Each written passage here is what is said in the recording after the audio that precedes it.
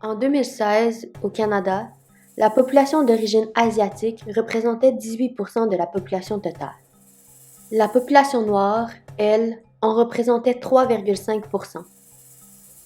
Dans les dernières années, les communautés ethniques ont vécu une résurgence importante de la discrimination raciale à leur endroit. He could not. We remained here for 8 minutes and 46 seconds. 8 minutes and 46 seconds. Just as George Floyd died in that time and laid on that ground, we will honor him the same exact way. Le 26 février 2012, Trayvon Martin, un jeune Afro-Américain, est abattu par un bénévole policier. Martin sortait d'une épicerie lorsqu'il s'est fait intercepter par Zimmerman, un bénévole chargé de la surveillance du quartier. Peu après, Zimmerman ouvre le feu sur Martin, affirmant qu'il s'agissait d'un geste d'autodéfense alors que le jeune garçon était non armé. La mort de Trayvon Martin devient par la suite source de revendications contre le racisme vécu par les Noirs et donne naissance au mouvement Black Lives Matter en 2013. Ce mouvement dénonce les ségrégations systémiques, intentionnelles et toute violence anti-noire vécue par la communauté noire. En outre, ce n'est qu'après le meurtre de George Floyd, le 25 mai 2020, que le support apporté au mouvement Black Lives Matter crut considérablement. Le 11 mars 2020, l'épidémie de COVID-19 est déclarée pandémie par l'Organisation mondiale de la santé. Le premier cas recensé a été observé le 16 novembre 2019 à Wuhan, une grande ville chinoise. Par conséquent, beaucoup d'Occidentaux ont commencé à blâmer les Chinois et le reste des Asiatiques pour la pandémie et ses effets sur le quotidien de tous. The Wuhan virus, Chinese virus. Le racisme et la xénophobie ont monté en flèche en 2020 par rapport à l'année précédente. Le nombre de crimes haineux envers les Asiatiques à New York, selon le département de police, a été 8 fois plus important en 2020 qu'en 2019. En outre, plus d'incidents racistes anti-asiatiques ont été rapportés per capita au Canada en 2020 qu'aux États-Unis, Vancouver étant la région la plus touchée d'Amérique du Nord. Le 28 janvier 2021, le meurtre de Vishal Ratanapakdee, un homme thaïlandais de 84 ans, a secoué avec force la communauté asiatique et a ouvert les yeux du monde au racisme anti-asiatique. Puis, la fusillade de Spa d'Atlanta ayant fait 8 victimes, dont 6 femmes asiatiques, a provoqué une vague de manifestations contre le racisme anti-asiatique. C'est au XVIIe siècle, soit au début des Lumières, que les penseurs européens ont commencé à grouper les individus ayant des caractéristiques physiques semblables. Au XIXe siècle, les scientifiques ont hiérarchisé les races sur le plan biologique, en mettant les Européens au haut de la pyramide, créant une certaine hégémonie sociale. Ainsi, dans l'imaginaire collectif, le racisme est souvent défini comme étant la discrimination d'individus basés sur leur couleur de peau. Cependant, au fil du temps, la définition de racisme s'est raffinée et s'est éloignée de la notion de race qui n'a, en fait, aucune valeur réelle, étant une construction sociale. Le racisme est un phénomène non uniforme qui contient des degrés différents affectant de manière différente la vie sociale des personnes affectées. Albert Memmi définit le racisme comme étant la valorisation généralisée et définitive de différences biologiques, réelles ou imaginaires au profit de l'accusateur et au détriment de sa victime, afin de justifier une agression. Ainsi, 3 types distincts de racisme sont étudiés par les experts en sociologie: le racisme culturel, le racisme systémique et le racisme individuel. D'abord, le racisme culturel ou idéologique provient des racines mêmes de la culture de l'endroit géographique. Il est donc profondément enraciné dans les valeurs et les croyances d'un peuple et influence les 2 autres sortes de racisme par l'intériorisation des idées. Les personnes dites de couleur réalisent donc généralement assez jeunes que leur couleur de peau aura un impact sur le cours de leur vie.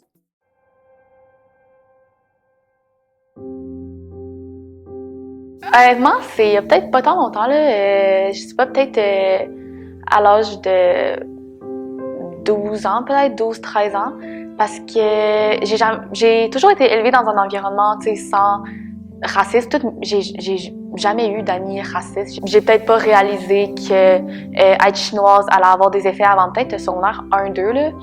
Parce qu'on parle vraiment pas beaucoup de ça dans ma famille, là. Je sais pas pourquoi, c'est comme acquis que comme... C'est acquis que comme... je suis considérée purement québécoise, puis je suis considérée, tu sais, je suis l'enfant de mes parents, là, Puis oui, quand j'étais jeune, il y avait des petits commentaires sur la forme de mes yeux, mais j'étais tellement innocente, j'étais juste comme, tu sais, pour moi, c'était un commentaire normal, là, comme, même chose que commenter sur la couleur des cheveux, là. Je pense que j'étais pas très aware de ce que ça voulait dire, vraiment. Un des moments les plus frappants que j'ai réalisé que ma couleur de peau vraiment allait changer le cours de ma vie, c'est en 6e année. Moi, j'habitais dans un quartier, puis c'était Dufort, l'école de quartier, puis comme mes amis, moi, je pensais que j'allais en international à Dufort, comme tout le monde dans mon quartier, puis finalement, ma mère est venue me voir et m'a dit « Toi, tu vas aller au collège Notre-Dame, dans un collège privé pour filles. » Et forcément, moi, je me suis dit « Fuck, je vais être la seule noire. » Puis avec ma mère, on a eu de longues conversations par rapport à ça, puis j'arrêtais pas de pleurer parce que je me disais « Mais qu'est-ce que je vais faire là-bas? Genre, qu'est-ce que je vais faire? Comment je vais faire pour... » Il y a tellement de normes, il y a tellement de choses normalisées là-bas que comme... Comment je vais faire pour fit? Déjà, juste mes cheveux, moi j'avais des cheveux courts, puis au Québec, c'est la norme qu'une fille porte les cheveux longs. Déjà ça, je vais faire quoi, tu comprends? Puis je me disais, ok, mais quand ils vont me demander, par exemple, t'es né où? Puis là, si je dis, mettons, je suis né, mettons, au Congo, ben ça signifie que je suis né dans un tipi, je sais pas, à manger des singes et à boire des je sais pas trop quoi. Puis surtout que des filles de 12-13 ans, qu'est-ce qu'elles savent du monde à part chez eux? Tu vois ce que je veux dire? Je savais que j'allais comme souffrir. Puis pendant comme j'ai su en janvier que j'allais au Mont, pendant 6 mois j'ai fait un deuil vraiment difficile que je vais jamais finir parce que je vais vivre ces situations-là toute ma vie. Tu vois?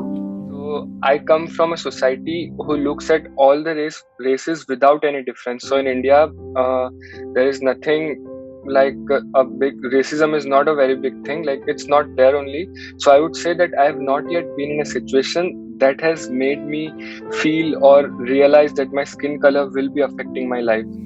Je pense que j'étais quand même assez jeune. Je me souviens avoir peut-être 2 ans, ou pas vraiment plus. Puis je marchais dans la rue avec ma mère, puis ma mère se faisait demander des questions vraiment indiscrètes comme « Tu l'as pris où? Elle vient d'où? Tu l'as acheté où? » Puis tu sais, je sais que ma mère était très insultée. Puis tu sais, quand j'étais petite, je comprenais pas vraiment pourquoi. Puis tu sais, maintenant, je comprends quand même pourquoi, dans le sens où les gens assumaient directement que j'étais adoptée, puis ils considéraient même pas la possibilité que j'étais son enfant biologique, puis que le métissage, c'est possible. Fait que après ça, en grandissant, ben, c'est à moi qu'on posait ces questions-là. Des fois, même avant de connaître mon nom, qui j'étais, ce que je faisais dans la vie, on me demandait « Tu viens d'où? T'es quoi? » Fait que là, quand tu te fais tout le temps poser ce genre de questions-là, avant même qu'ils s'intéressent à qui t'es en tant que personne, tu te dis que t'es peut-être pas vraiment plus que ça, des petits yeux bridés ou... Ouais. Je sais pas, je dirais comme assez jeune. Mais pas à ce point-là, parce que j'étais entouré plein d'immigrants. Là, j'allais dans une école multiculturelle, mais tu sais, peut-être vers mes comme... Quand j'étais en 2e année au primaire, genre, il y avait un gars, genre, qui gossait un peu, mais comme... Il avait dit ah ouais, tous les noirs puent, genre, quelque chose de même.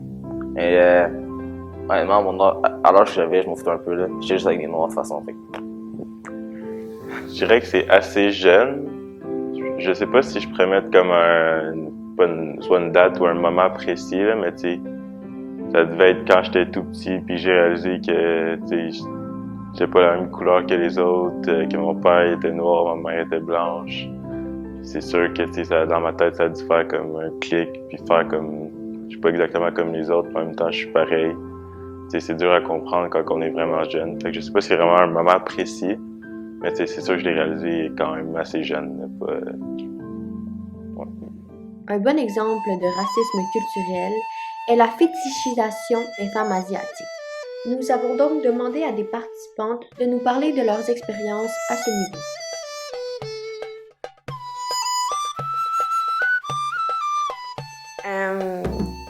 Ben, j'ai l'impression qu'il y a comme 2 modèles, puis il y a rien entre les deux. Il y a soit la petite intellectuelle vraiment ratée, qui a aucune habileté sociale, puis il y a la femme soumise, hyper sexualisée, qu'on voit dans les films, et la pornographie. Puis ben, je me rattachais plus à une. Mais là, en vieillissant, on dirait que je me faisais mettre dans l'autre boîte aussi.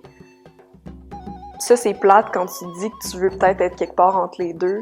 Tu veux pouvoir t'accomplir, puis quand même te sentir belle, ou te sentir belle sans te faire sexualiser d'une manière complètement dégueulasse. C'est ça, puis tu peux être accompli et avoir des habiletés sociales. Puis là, ben, ça fait justement encore là que tu renies un peu cette partie-là de toi, parce que les seuls modèles que tu vois qui représentent réellement tes ambitions, c'est pas des gens qui te ressemblent. Fait qu'on dirait que des fois, j'essaie de me raccrocher à ma blancheur puis rejeter. Ouais. C'est difficile des fois de se faire dire par un gars hey, j'ai jamais essayé ça, une petite chinoise. Comme si c'était une sorte de crème glacée ou un modèle de char à essayer. Fait que moi, pour moi, je pense que c'est un de mes plus gros red flags. Genre, si un gars, comme il s'intéresse vraiment beaucoup trop à ça, tu sais, j'aime ça être plus qu'un, mettons, un animé que t'as le goût de sauter, là. Genre, tu sais, je suis toute pour, genre, interracial, là. Genre, tu sais, mes parents, c'est ça. Mais si c'est parce que tu voulais spécifiquement ça, what was the reason? Genre, Une fois, j'étais au gym, puis il y a des TV sur le gym, puis il y a le shooting asiatique qui venait d'arriver. Fait que ça passait aux nouvelles, là, les spas asiatiques. Puis je faisais mes affaires, puis là, il y a un vieux monsieur qui vient me voir. Puis il m'a dit, je me rappelle plus mot pour mot qu'est-ce qu'il m'a dit, mais il était là, puis il était comme inquiète-toi pas, là, genre, les Chinoises, là, vous êtes mes petites préférées. Fait que ça m'a vraiment fait... ouais, ça m'a vraiment mis mal à l'aise. Croyez-moi, j'ai déguerpi du gym assez vite après, parce que, ouais, c'était pas très... Ça m'a tellement malaisé. Je savais pas trop comment réagir. J'ai pas vraiment répondu. J'ai dit comme, puis je suis partie. J'ai pris mon sac, puis je suis partie. Selon Amnesty International, le racisme systémique désigne l'ensemble de la structure sociétale composée d'institutions, de lois et de politiques qui maintiennent un système d'inégalité qui privilégie et opprime différents groupes dans la société selon la race attribuée. Le racisme dans le marché du travail peut parfois s'exprimer par le refus d'un employeur de reconnaître l'expérience professionnelle de candidats provenant de certains pays ou même par le choix de ne pas accorder de promotion à un employé sous prétexte qu'il ne correspond pas au profil recherché pour un poste de direction. Effectivement, le plafond de verre empêche les personnes dites de couleur de progresser dans leur carrière, ce qui a inévitablement des impacts économiques. Selon une étude du Diversity Institute de l'Université Ryerson, une fois embauchées, les personnes racisées n'occupaient que 2 à 2,2% des postes de haute direction en entreprise dans la grande région de Montréal en 2019, alors qu'elles composaient 22,6% de la population. En plus, à profil égal, un candidat portant un nom canado-québécois sur son curriculum vitae a au minimum 60% plus de chances d'être appelé en entrevue qu'un candidat portant un nom d'origine ethnique, selon une étude de la Commission des droits de la personne et des droits de la jeunesse du Québec. Les candidats portant un nom d'origine ethnique risquent alors d'être ignorés par l'employeur sur une base discriminatoire. Mais généralement, ça me touche pas, moi personnellement, ça me touche plus quand c'est les autres qui le vivent. Dans la mesure où, comme, ma mère, elle est souvent, elle voulait être militaire, elle voulait aller dans l'armée, puis le monsieur qui recrutait, justement, il a dit je te conseille pas parce que je crois que t'es pas compétent, mais parce que tu vas vivre tellement d'injustices quand tu vas être là. T'es une femme, puis t'es noire, puis on est en 2002, genre, moi, si j'étais toi, je ferais pas ce choix-là. Je trouve ça dommage, je trouve ça, genre, percutant que, genre, elle puisse pas avoir les mêmes chances que d'autres. Le racisme peut également passer par des lois discriminatoires basées sur les origines ethniques des individus. Cela est souvent arrivé au Canada dans le cas du racisme anti-asiatique.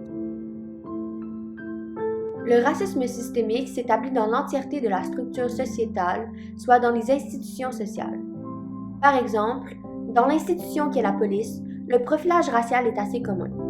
Selon une étude de Victor Harmony sur le SPVM, les personnes noires et autochtones sont de 4 à 5 fois plus interpellées que les blancs par les agents.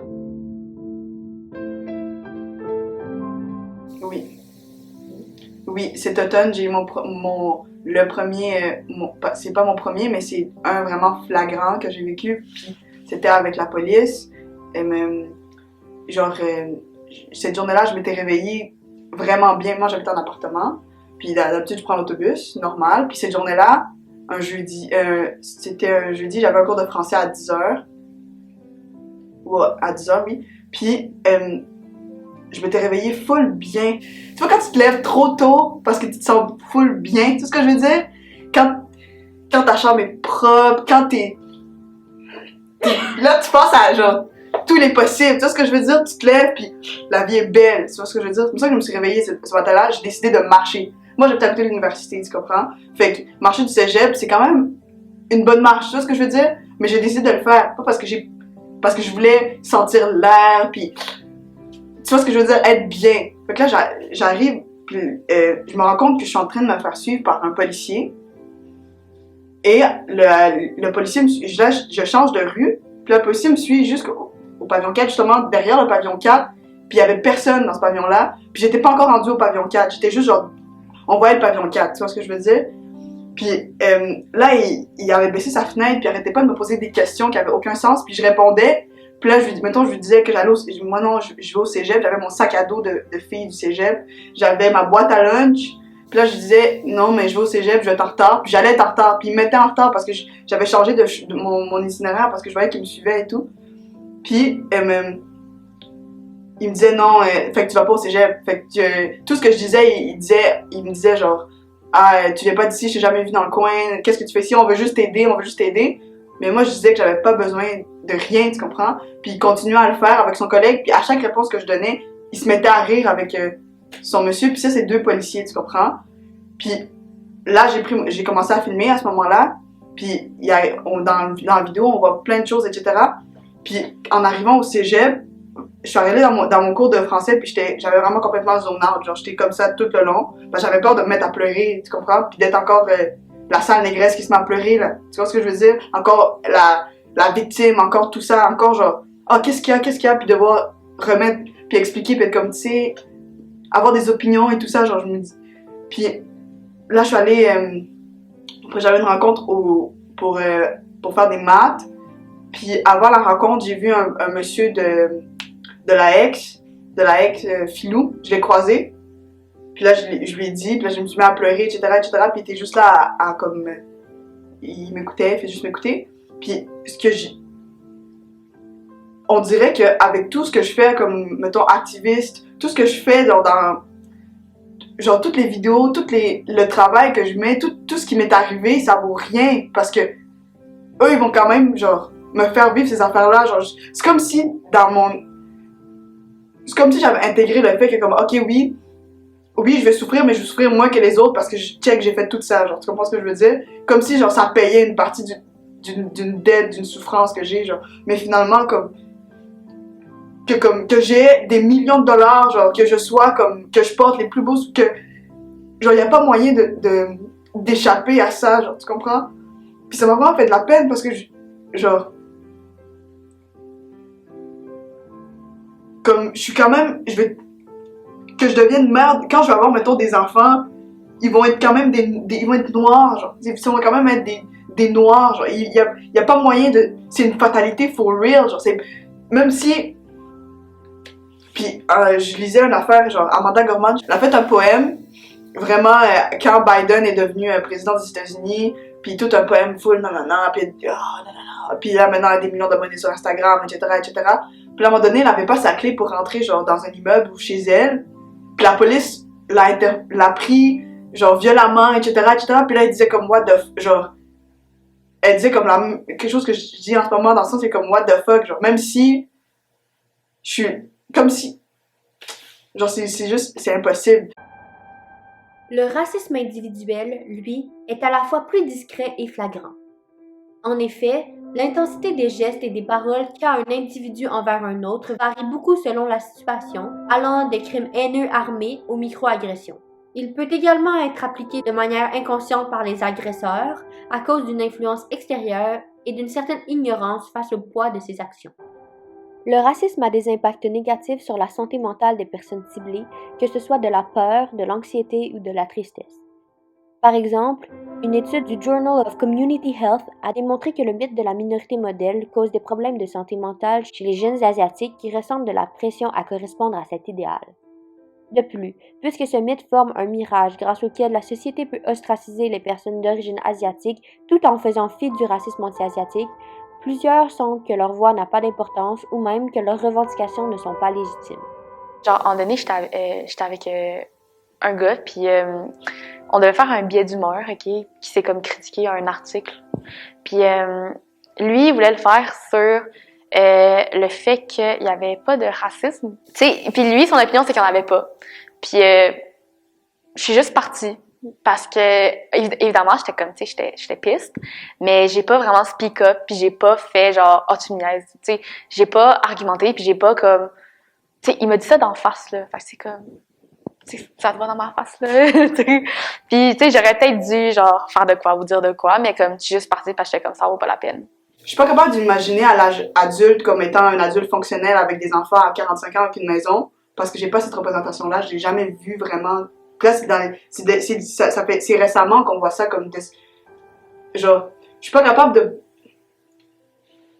me projeter cet avenir-là, genre, je sais pas à quoi c'est censé ressembler parce que les héros noirs que je connais sont tous morts, assassinés, genre, tu comprends? Le phénomène de racisme devient d'autant plus compliqué lorsqu'il se déroule entre personnes racisées ou lorsqu'un individu porte une double identité en lui.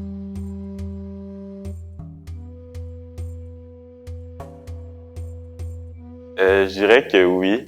Je suis déjà allé en Haïti plusieurs fois, environ 3-4, je pense. On y allait à chaque 4 ans. Là. Quand j'étais jeune, là, ça fait quand même longtemps que je peux aller. Je pense que j'avais 12 ans la dernière fois que j'étais allé. Quand on va là-bas, là, je me rappelle, j'avais écrit dans un projet de sociaux parce que c'était quand même un événement marquant. Quand on était allé là-bas, j'étais avec ma famille, avec mon père, ma mère, ma soeur, puis des amis. Puis on avait passé à côté d'un petit groupe. Puis là, ils nous appelaient blancs. Fait que là, j'étais comme... Au début, je comprenais pas, parce que j'étais plus jeune, c'était pas quand j'avais 12 ans. Je comprenais pas, tu sais, pourquoi ils disaient ça, puis même ce qu'ils disaient. Puis là, j'en ai parlé avec ma mère, puis genre j'ai demandé qu'est-ce qu'ils disent. Puis là, ils étaient genre, ouais, ils nous traitent de blancs.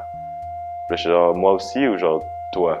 Puis là, elle a dit genre, c'est nous trois, puis pas papa, parce que genre, vous, ici, vous êtes blancs. Fait que genre, là, j'ai réalisé que comme... Mettons, ici, souvent, les métis, on est considérés comme noirs, mais là-bas, je suis plus un blanc, fait que je suis comme blanc et noir, mais comme, en fait, je suis métis, puis je suis comme... Je trouve que c'est quand même marquant puis important, là, mais je trouve que ça m'a quand même marqué, là, genre, je sais pas si j'appartiens plus à un côté que l'autre, ou si c'était comme vraiment les métis ensemble, ou je trouve que c'est quand même, c'est plate en un sens, là.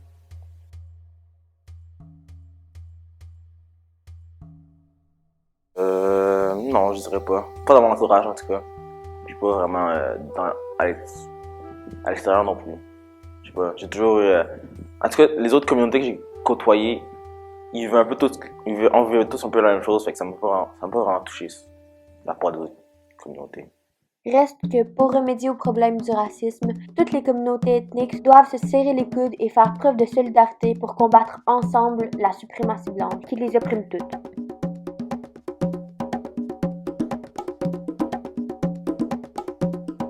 With the level of literacy increasing all around the world and people showing more understanding and support to eliminating racism, like I told, I do have a strong hope that with the youths like us in the world, together we can totally leave racism to be a thing of the past.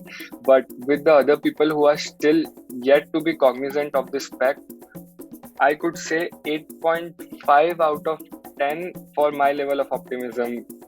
I think 8.5 is perfect number according to me, what I feel. Pour vrai, je sais pas à quel point on peut se débarrasser du racisme parce que je pense que c'est vraiment quelque chose qui est ancré dans la société. Puis mon optimisme, là, je mettrais peut-être dans le milieu de l'échelle vers comme 5-6. Je pense que le racisme, faudrait comme arrêter d'en parler pour que ça puisse peut-être un jour, tu sais, partir parce que je trouve qu'en continuant d'en parler, on lui donne un peu d'importance. Je pense que ça peut être un des problèmes. Puis tu sais, si on en parle tout le temps, c'est sûr que, tu sais, ça va jamais disparaître, on fera pas comme, ah ouais, tu sais, il y avait du racisme avant. On est sur le bon chemin, mais je sais pas si de mon vivant, en tout cas, ça va être réglé. J'irais peut-être 5 environ. Ouais. J'irais pas dans le 1 comme c'est sûr qu'il y aura plus de racisme parce qu'il y en aura toujours, là. On s'entend là, il y en aura toujours. Mais si on est réaliste. Mais je dirais pas 10 non plus, là. Je pense que oui, on voit une différence, puis on voit du progrès, puis tu sais, c'est l'effort qui compte. Puis tu sais, on voit tout le temps constamment le monde tenter de raise awareness puis d'universaliser comme le tout, là. Fait que je suis pas totalement pessimiste, je suis quand même optimiste, mais tu sais, j'irais pas à dire qu'il y aura plus de racisme. Je crois qu'au Québec, à un moment donné, ça va partir. Je sais pas si dans le monde, ça va partir vraiment, là. Parce que, comme, on s'entend, il y a combien de Noirs qui vont aller vivre ici, genre. Mais comme, je crois que au fil du temps, genre, avec l'immigration, avec, genre, comment on dit,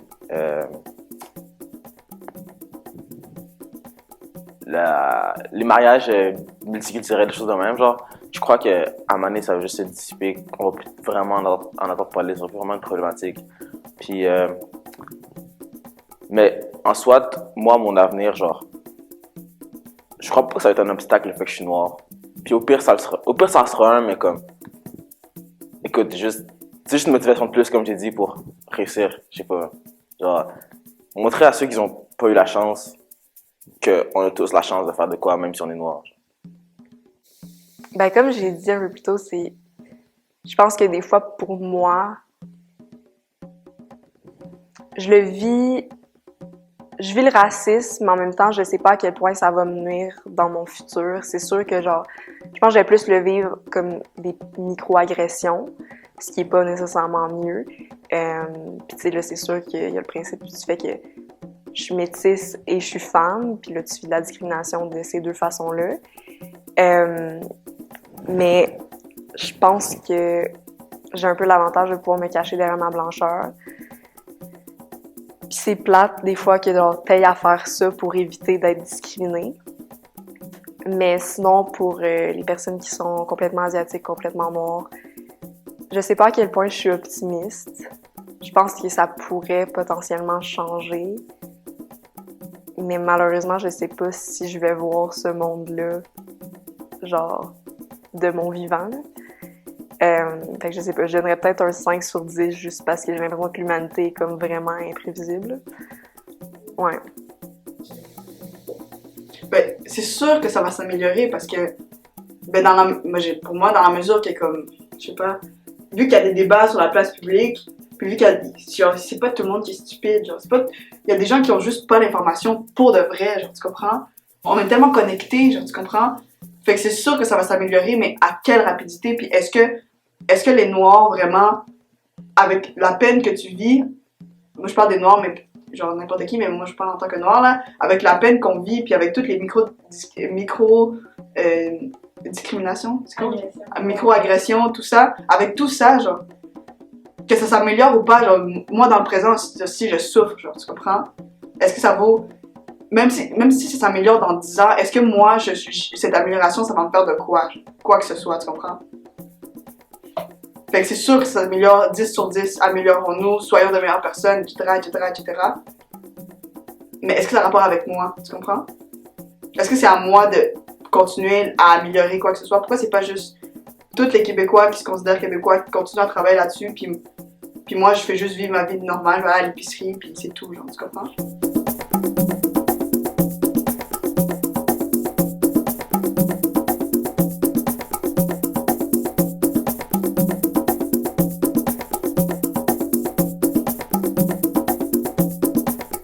Un message que j'ai à partager aux gens, je sais pas, je dirais que de pas se laisser abattre, c'est tout.